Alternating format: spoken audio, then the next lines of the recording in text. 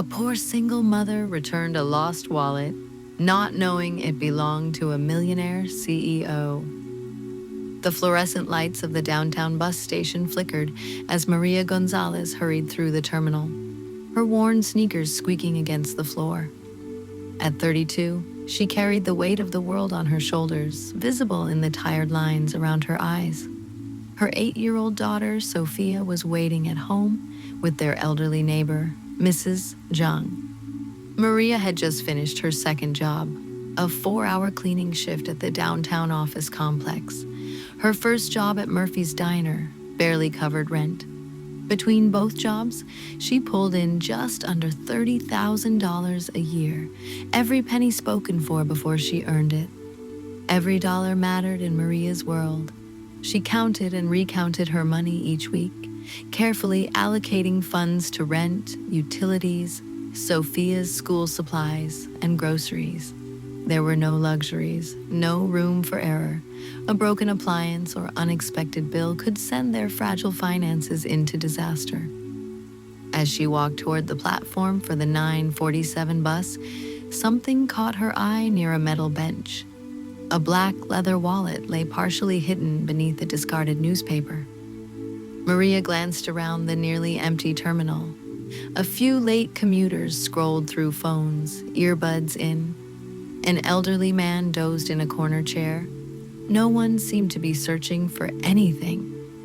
She picked up the wallet, surprised by its weight. Opening it carefully, Maria's eyes widened. The wallet was packed with cash, more money than she had ever seen in one place. Her fingers trembled as she counted. 20s, 50s, even hundreds. Nearly $3,000 total. Her heart pounded as possibilities raced through her mind. $3,000 meant 3 months of rent, a year of groceries, Sophia's desperately needed winter coat, maybe even enough to start saving for community college classes that could lead to a better job. "Just take some," a voice whispered. "Nobody would know. You work so hard for so little." Maria closed her eyes, feeling the wallet's weight. She thought about Sophia's face that morning when Maria had to say they couldn't afford the school field trip to the science museum. Sophia had simply nodded with quiet acceptance that broke Maria's heart more than any tantrum. But then she thought about her mother, Rosa, who had raised 4 children alone after their father left. Rosa worked 3 jobs just to survive. "Mija," her mother used to say, "we may not have much, but we have our dignity. We have our honesty. That's worth more than any amount of money." Maria looked past the cash.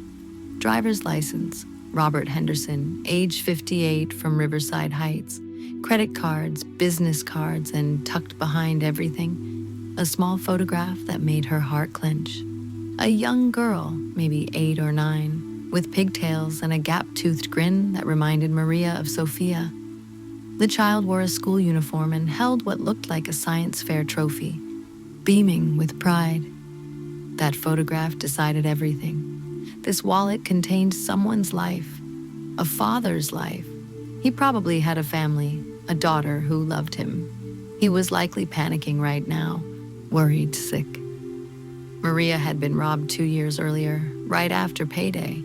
She remembered the helpless, violated feeling when her purse disappeared with every dollar she'd earned. She wouldn't wish that on anyone. The business cards read, Robert Henderson, Chief Executive Officer, Henderson Financial Group. The address was downtown, 6 blocks away. A CEO, Maria thought. He's wealthy enough that this is pocket change. But wrong was wrong, regardless of someone's wealth. Her mother had taught her better. The bus arrived, but Maria didn't board. She walked to the information desk where a bored security guard sat reading. "Excuse me, I found this wallet. Can I return it to the owner?" The guard glanced at the expensive wallet, taking in her cleaning uniform with obvious surprise. "You can leave it in Lost and Found." Maria hesitated. Lost and found seemed risky. Maybe I could contact him directly? Can't give out personal information. Best I can do is Lost and Found or the police station. The police station was across town, but Henderson Financial Group was only 6 blocks away. Even though offices would be closed, maybe building security could help. The walk took Maria through the business district. Glass buildings still glowed with late workers. Maria felt small in her uniform, but pressed on. Henderson Financial was impressive. 30 floors of gleaming glass and steel. The marble lobby displayed expensive modern art that probably cost more than Maria made annually. The night security guard, a middle-aged man named James, looked up from his newspaper. "Excuse me," Maria said, feeling small in the vast lobby. "I found this wallet. It belongs to Robert Henderson." James's eyebrows rose. "Mr. Henderson, the CEO? You found his wallet?" "Yes, at the bus station. I wanted to return it safely." James studied her uniform and exhausted appearance, his expression softening. "That's honest of you. Most people wouldn't bother, especially..." He trailed off tactfully. "I have his business card," Maria said, showing the wallet's contents. "Mr. Henderson works late most nights. Let me call up." James dialed an extension. "Mr. Henderson, I have someone here who found your wallet." "Yes, sir. Of course." He hung up smiling. "He's coming down. Says he's been looking everywhere for it." Maria's stomach fluttered with nerves. She had expected to drop off the wallet anonymously. Meeting an actual CEO felt overwhelming. The elevator chimed, and a tall, silver-haired man in an expensive suit emerged. Despite the late hour, he looked polished, though tired lines showed around his eyes. He walked quickly toward them, relief and curiosity mixing on his face. "You must be Maria," he said warmly, extending his hand.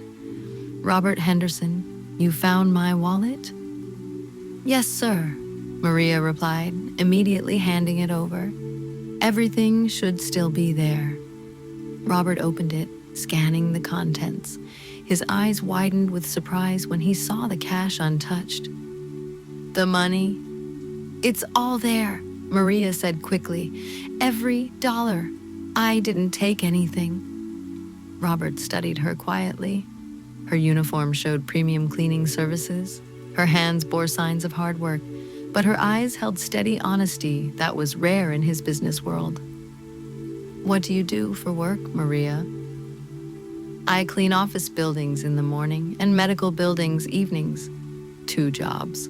I'm saving for my daughter's winter coat and college classes someday."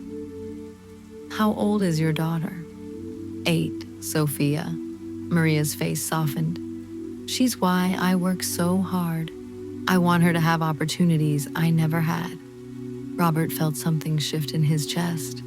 This woman, who probably made monthly what he spent on lunch meetings, had walked 6 blocks to return $3,000. She could have taken some, and he'd never know. "Maria, I have to ask, didn't you consider keeping some money? I wouldn't blame you."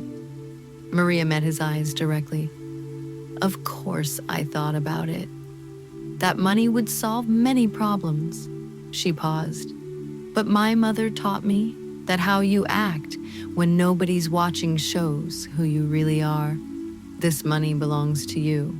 Taking it would be stealing, regardless of how much I need it." Robert felt profound admiration. In 30 years of business, he'd seen people compromise ethics for far less. 28 years ago, I was in your position," Robert said. "Single father, 2 jobs, barely making ends meet after my wife died. My daughter Emma was 5. I was delivering newspapers and doing construction work." Maria listened intently as this successful executive revealed his vulnerability. "One morning, I found an envelope with $800. Someone's rent money. $800 was like $8 million to me then. Emma needed school clothes. We were behind on rent. What did you do? I knocked on every apartment door until I found the owner, an elderly woman crying because she thought she'd lost her rent money. Robert's eyes grew distant. She couldn't give me a reward, but she told her son about what I'd done. Her son was a bank loan officer who offered me a job a week later. That job changed everything. It was the beginning. I learned banking, started my own firm, and 30 years later, he gestured around the lobby. But none of it would have happened if I'd kept that money. One moment of doing right opened a door I didn't know existed. Robert studied Maria's face. I've been looking for someone to join my organization. Someone with real character.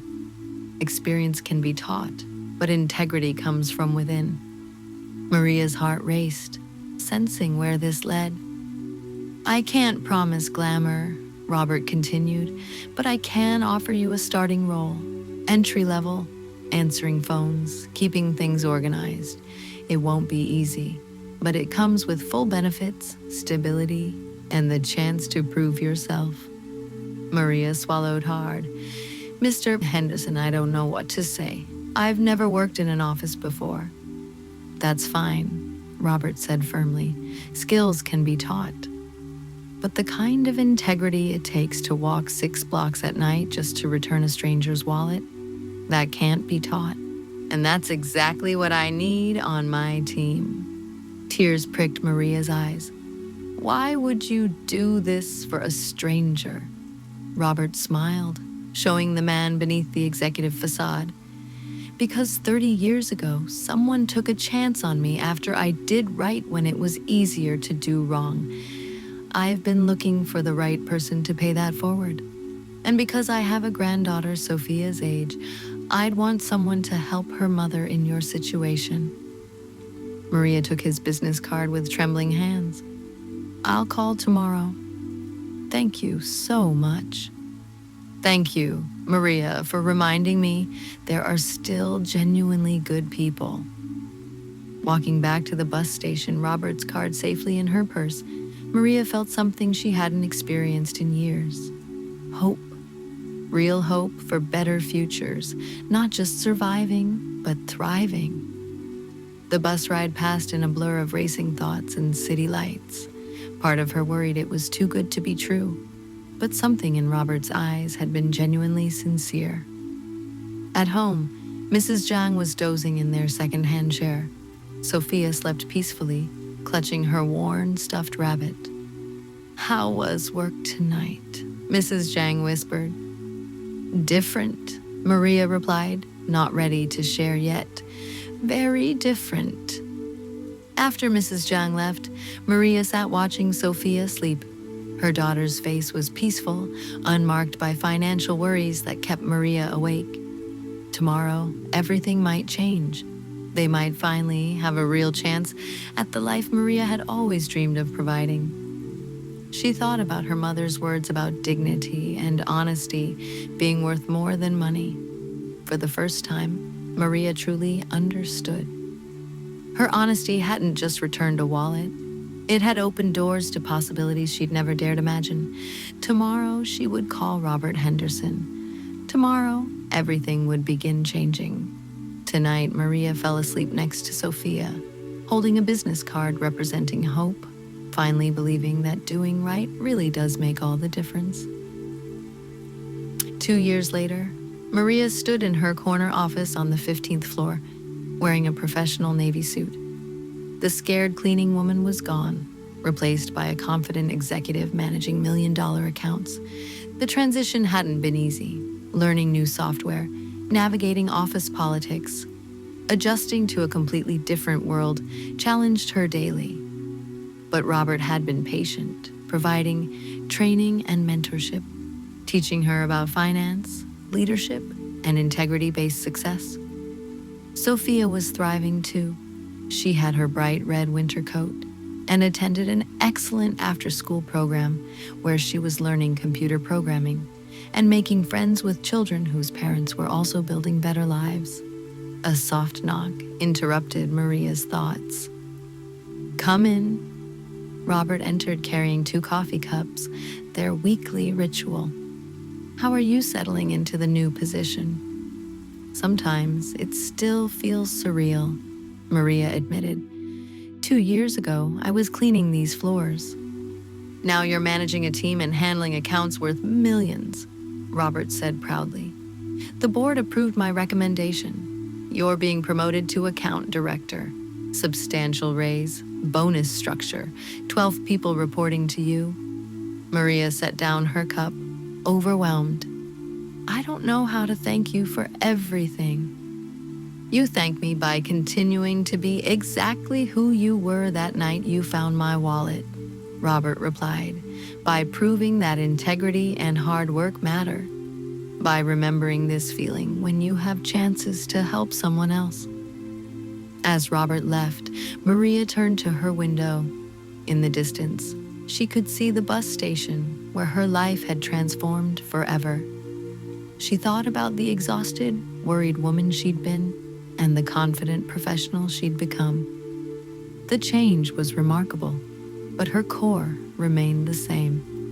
That evening, walking through their comfortable neighborhood toward their spacious 2-bedroom apartment, Sophia looked up with curious eyes. Mama, how did you really get your new job? Maria had given vague answers before, but tonight felt different. I found something valuable that didn't belong to me, sweetheart. I could have kept it, but I returned it to the right person instead. Like when I found Tommy's toy and gave it back, even though I wanted to keep it. Exactly like that. But you got something good anyway, Sophia observed with 8-year-old wisdom. Sometimes when you do the right thing, good things happen. Maria agreed. Not because you expect rewards, but because that's how the world sometimes works. As they walked, Maria reflected on the choice that changed everything.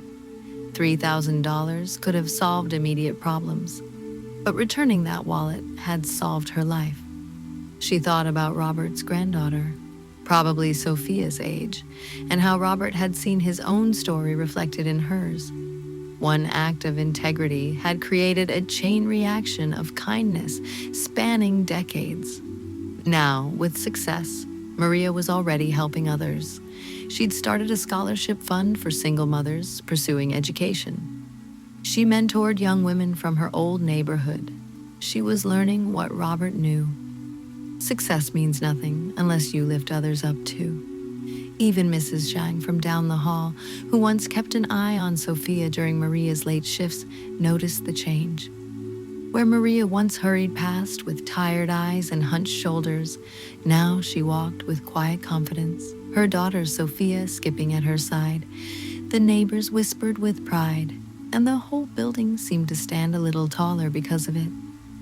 That night, tucking Sophia into her own room, Maria made a silent promise. She would remember the scared, struggling woman she'd been. She would remember that integrity had opened every door that followed. And when she had chances, she would pay forward the kindness that transformed their lives.